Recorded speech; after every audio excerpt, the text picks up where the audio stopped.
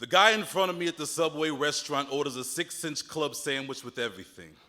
I ask him how can he possibly stomach all those toppings. He turns, smiles, looks at me and says, "It ain't so hard when it's the first meal of the day and the last one for the week."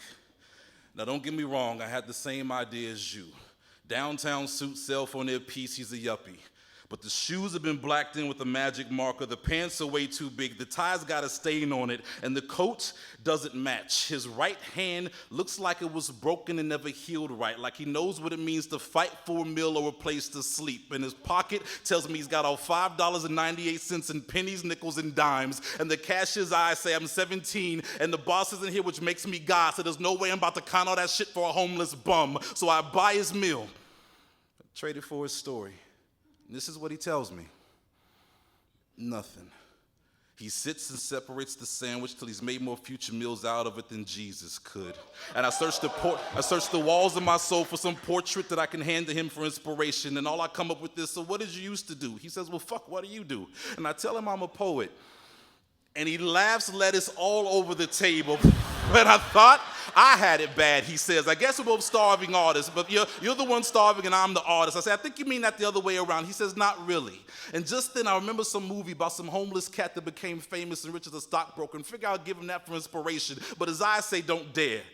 Don't you dare mention Will Smith and his fucking son to me." Walks out that analogy like it cures the common cold. Do you see any cameras around here? Are you waiting for someone to yell action before you start living your life? Or maybe you thought you heard cut and figured it was okay to give up.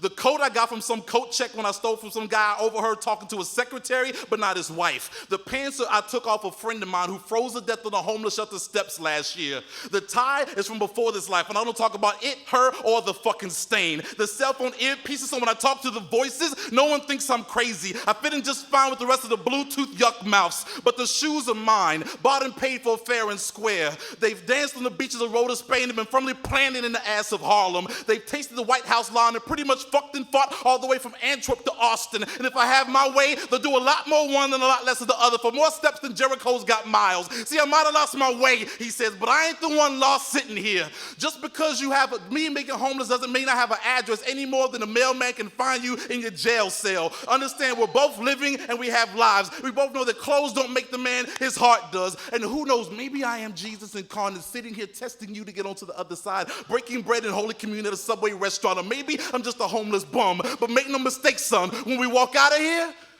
we're both walking out as men.